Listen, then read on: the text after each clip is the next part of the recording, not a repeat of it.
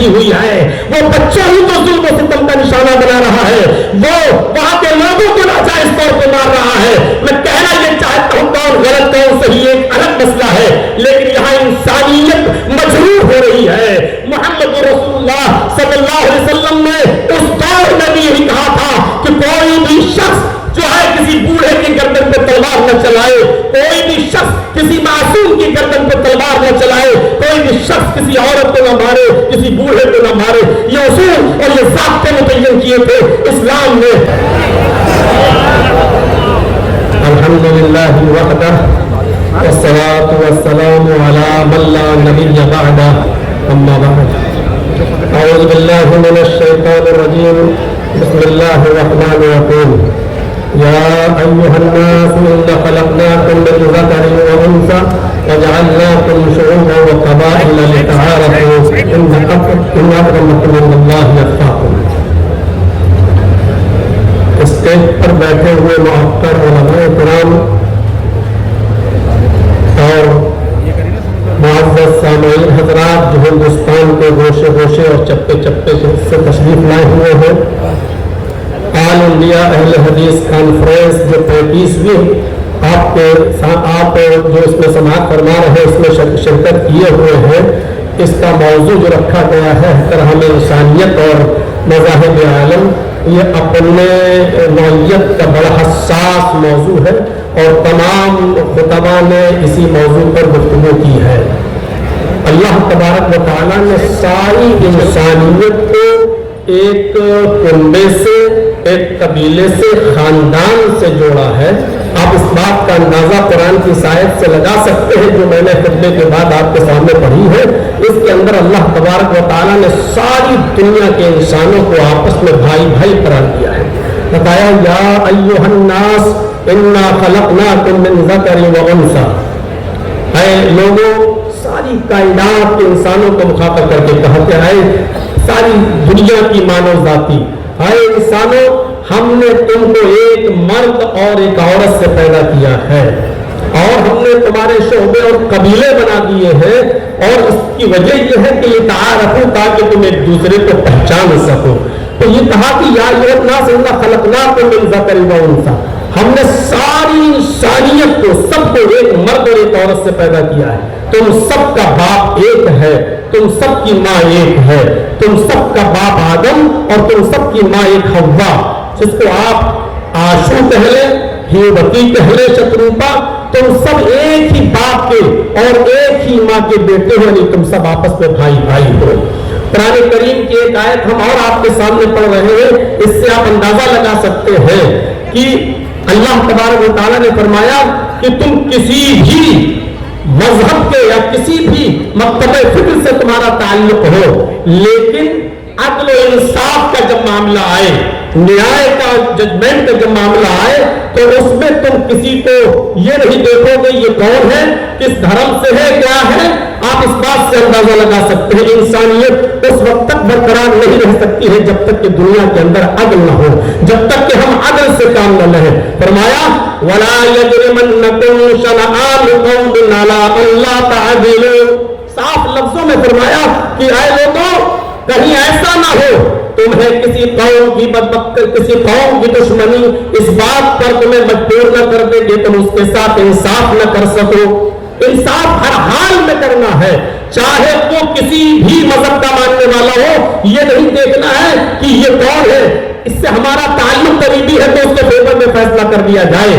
اسلام کی تاریخ کا اگر آپ مطالعہ کریں گے تو ایسے ایسے مناظر آپ کے سامنے آئیں گے کہ حضرت علی رضی اللہ تعالیٰ عنہ کے زمانے میں ایک یہودی مجرم ثابت ہو گیا اور اس کو کوڑے لگانا تھے، لہذا حضرت علی رضی اللہ تعالیٰ عنہ نے حکم دیا کہ اس یہودی کو کوڑے لگائے جائیں، اور کوڑے لگانے والا حضرت علی کا غلام تھا قمبر، اس نے کوڑے لگائے، کوڑے لگانے میں کنفیوز ہو گیا کہ ہم نے اس کو 9 کوڑے مارے ہیں یا 10 مارے ہیں، لہذا اس نے یہ سوچ کر کہ 9 ہی لگے ہوں گے ایک کوڑا اور مار دیا۔ جب اس کو کوڑا لگ گیا تو پھر اس نے حضرت علی رضی اللہ تعالیٰ عنہ سے کہا کہ امیر المومنین، آپ کے خادم نے، آپ کے غلام نے ایک کوڑا مجھے زیادہ مارا ہے اور مجھے اس کا انتقام چاہیے. فوراً اسی وقت حضرت علی رضی اللہ تعالیٰ نے قمبر سے کہا کہ اے قمبر ادھر آؤ اور دیکھو یہ یہودی کیا کہہ رہا ہے. قمبر نے اعتراف کیا کہ ہاں امیر المومنین مجھے شک ہے, پتہ نہیں 9 مارے تھے یا 10, تو یہ سوچ کر کے 9 ہی مارے ہوں گے, ایک اور میں نے مار دیا. مجھے اعتراف ہے اس بات کا کہ ہو سکتا ہے کہ ایک کوڑا زیادہ لگ گیا ہو. حضرت علی نے فرمایا اب تم کھڑے ہو جاؤ, اور اس یہودی سے کہا کہ کوڑا لو اپنے ہاتھ میں, اور اس یہودی سے کہا کہ تم اپنا انتقام لے لو, بدلہ لے لو, اور ایک کوڑا اس یہودی نے مارا حضرت علی کے غلام. میں کہنا یہ چاہتا ہوں انسانیت اسی وقت محفوظ رہ سکتی ہے, اس کا تحفظ اسی وقت ہو سکتا ہے جب آپ عدل سے کام لیں گے, اور جہاں عدل و انصاف ختم ہوا وہاں انسانیت بھی مجروح ہوگی, انسانیت کا بھی خون ہوگا. اس لیے ہر حال میں اگر آپ یہ چاہتے ہیں کہ انسانیت مجروح نہ ہو, انسانیت محفوظ رہے, تو آپ کو عدل و انصاف قائم کرنا ہوگا, اور جتنا زیادہ عدل ہوگا دنیا میں اتنا ہی زیادہ امن ہوگا. آپ کو شاید یاد ہوگا حضرت علی رضی اللہ تعالیٰ عنہ نے بھی ایک یہودی کے خلاف مقدمہ دائر کر دیا تھا قاضی شریح کی عدالت میں کہ میری ایک زرہ ایک یہودی کے پاس ہے, اور جب یہودی کو پیش کیا گیا تو یہودی نے کہا وہ زرہ میری ہے. حضرت علی سے کہا گواہ پیش کرو. حضرت علی نے جو گواہ پیش کیے تھے شرعی اعتبار سے ان گواہوں کی کوئی حیثیت نہیں تھی.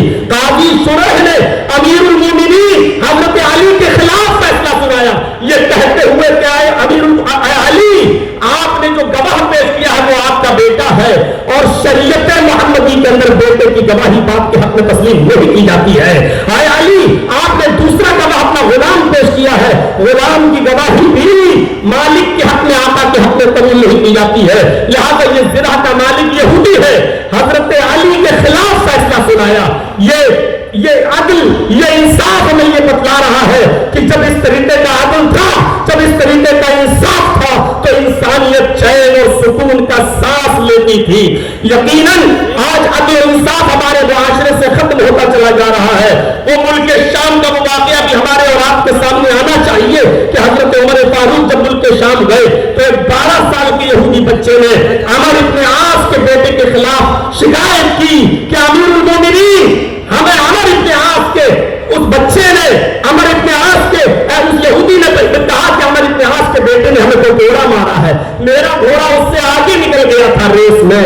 حضرت عمر فاروق نے سنا تو فوراً غصے سے لال پیلے ہوئے حضرت عمر ابن عاص سے کہا کہ کیا ہو رہا ہے. فوراً بلایا گیا. بیٹے نے عمر ابن عاص کے بیٹے نے اپنا جرم کا اقبال کیا اور اس یہودی بچے سے کہا کہ تو بھی اپنا انتقام لے لے. ہماری حکومت, ہماری خلافت, ہماری چودراہٹ سب کچھ ہونے کے باوجود خود عمر ابن عاص کے بیٹے کو اس یہودی بچے نے کوڑا لگایا. میں علامہ احسان الہی ظہیر کی ایک بار تقریر سن رہا تھا, انہوں نے تو اپنے خطاب کے اندر یہ بھی کہا کہ ایک کوڑا حضرت عمر فاروق نے اپنے خادم سے کہا کہ عمر ابن عاص کو بھی لگاؤ. جب عمر ابن عاص کو کوڑا لگا تو انہوں نے پوچھا کہ مجھے کیوں کوڑا مارا جا رہا ہے, میرا کیا قصور ہے؟ تو فرمایا تمہارا قصور یہ ہے کہ تم نے اپنے بیٹے کو صحیح تربیت نہیں دی ہے. اگر تم نے اپنے بیٹے کو صحیح تربیت کی ہوتی تو تمہارا بیٹا ناجائز کسی یہودی بچے کو کوڑا نہیں مارتا. یہ تحفظ انسانیت کا میرے بھائیوں وہ دور تھا جب عدل تھا, جب انصاف تھا, تو اس طریقے سے ہمارے معاشرے اور سماج سوسائٹی کے اندر انسانیت کا تحفظ تھا. آج ذرا آپ اپنے علاقوں میں دیکھیں, اپنے ملک کی بات تو چھوڑ دیجئے, کسی ایک چھوٹی بستی کے اندر بھی آپ کو عدل کے یہ نمونے نہیں ملیں گے, عدل کی یہ چیزیں آپ کے سامنے نہیں آئیں گی. قرآن کریم تحفظ انسانیت کے سلسلے میں اتنی عظیم بات کہتا ہے. میں جانتا ہوں جن لوگوں نے دیگر ادیان کا مطالعہ کیا ہوگا ان کو اچھی طریقے سے معلوم ہوگا کہ اس طریقے کی کوئی بات دوسرے مذہب میں اس کا عشری بھی نہیں ملے گا, 10واں حصہ بھی نہیں ملے گا. من قتل نفسا بغیر نفس او فساد فکأنما قتل الناس جميعا. جس نے کسی ایک انسان کو قتل کر دیا, نفس واحد کا قتل کیا, ہندو مسلم کی قید نہیں, کسی ایک انسان کو اگر قتل کر دیا تو قرآن کہتا ہے, یہ ہمارے اسلام کے اصول و ضابطوں میں شامل ہے, صاف طور تبارک و تعالیٰ نے فرمایا کہ اس قاتل کو یہ جان لینا چاہیے کہ وہ صرف نفس واحد کا قاتل نہیں ہے، وہ ایک انسان کا قاتل نہیں ہے، فَكَأَنَّمَا قَتَلَ النَّاسَ جَمِيعًا، وہ ساری انسانیت کا قاتل ہے۔ ذرا تصور کریں، اس سے اگر مسئلے نکالے تو بہت کچھ نکالے جا سکتے ہیں۔ ایک انسان کا قتل پوری دنیا کی انسانیت کا قتل، یعنی اگر آپ نے کسی ایک انسان کو اس کی ماں کی گالی دے دی تو آپ اس اکیلے کو گالی نہیں دے رہے ہیں، پوری ساری کائنات کی انسانیت کی ماں کو آپ گالی دے رہے ہیں۔ اگر آپ نے کسی ایک انسان کو ستایا تو ساری کائنات کے انسانوں کو آپ ستا رہے ہیں۔ یہ ہے اسلام کا تحفظ انسانیت کا نظام۔ انسانیت کو اتنا زیادہ عروج دیا ہے اور اتنا زیادہ اہمیت کی ہے کہ ہر انسان کو سوچنا چاہیے جب ماحول خراب ہوتے ہیں تو جنگیں بھی ہوتی ہیں۔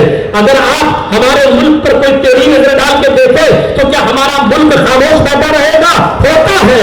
اسلامی دور میں بھی جنگیں ہوئی، لیکن تعجب کریں گے آپ، سوچیے اور سمجھیے، سمجھنے کی کوشش کیجئے کہ اللہ کے نبی صلی اللہ علیہ وسلم کے زمانے میں بھی جنگیں ہوتی تھی، لیکن آپ کو یہ معلوم ہونا چاہیے کہ ان جنگوں کے اندر بھی کتنی پابندی تھی کہ محمد رسول اللہ نے کہا اگر آپ کو لوگ مجبور ہی کر دیں اور لڑنے پر آپ آمادہ ہی ہو، اس کے علاوہ کوئی چارہ نہ ہو تو تم جنگ کرو، لیکن یاد رکھنا اس جنگ کے اندر کہ تمہارے لیے اصول ہے، اور اصول یہ ہے کہ تم کسی بوڑھے کے اوپر تلوار نہیں چلاؤ گے، تم کسی عورت کے اوپر تلوار نہیں چلاؤ گے، یہ تم کسی معصوم بچے کی گردن پر تلوار نہیں چلاؤ گے۔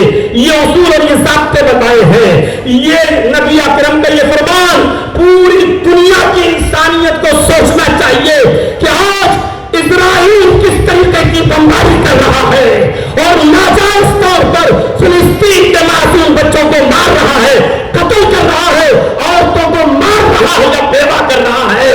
ساری دنیا کی انسانیت خاموش بیٹھی ہوئی ہے، وہ بچوں ہی کو ظلم و ستم کا نشانہ بنا رہا ہے، وہ وہاں کے لوگوں کو ناجائز طور پر مار رہا ہے۔ میں کہنا یہ چاہتا ہوں کون غلط کون صحیح ایک الگ مسئلہ ہے، لیکن یہاں انسانیت مجروح ہو رہی ہے۔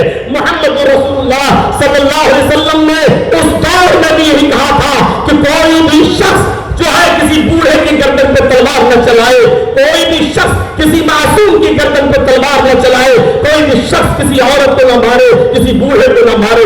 یہ اصول اور یہ ضابطے متعین کیے تھے اسلام نے۔ میرے بھائیوں، نبی اکرم صلی اللہ علیہ وسلم کے زمانے میں بھی جنگیں ہوا کرتی تھی، اور آپ غزوات و سرایا کی تعداد جوڑیں، علامہ ابن القیم الجوزی رحمۃ اللہ علیہ نے زاد المعاد میں لکھا ہے کہ نبی اکرم صلی اللہ علیہ وسلم کے زمانے میں آپ کے غزوات و سرایا کی تعداد جوڑی جائے تو تقریباً 80 ہے۔ 54 تو وہ غزوات ہے جس میں نبی اکرم شامل ہوئے، اور 26 کو جس میں آپ شریک نہیں ہو سکے، تو 80 غزوات و سرایا میں اگر دیکھا جائے تو جو لوگ مارے گئے ان کی تعداد تھی 1018۔ 80 جنگوں میں وہ بھی غیر مسلم اور مسلمان دونوں کو جوڑا جائے 1018، اگر 80 سے ڈیوائڈ کر دو تو 13-14 بھی ایک جنگ میں نہیں پڑ رہے ہیں۔ تو یہ تھی تحفظ انسانیت کا میرے بھائیوں معیار جو اسلام نے متعین کیا ہے۔ اللہ تبارک و تعالیٰ سے دعا ہے کہ بار الہ ہماری خطاؤں کو معاف فرما کر ہمیں انسانیت کے تحفظ کی بقا کے لیے ہمیں کوشش کرنے والا بنا دے۔ وما علینا الا البلاغ المبین، وآخر دعوانا الحمد للہ رب العالمین۔ السلام علیکم ورحمۃ اللہ وبرکاتہ۔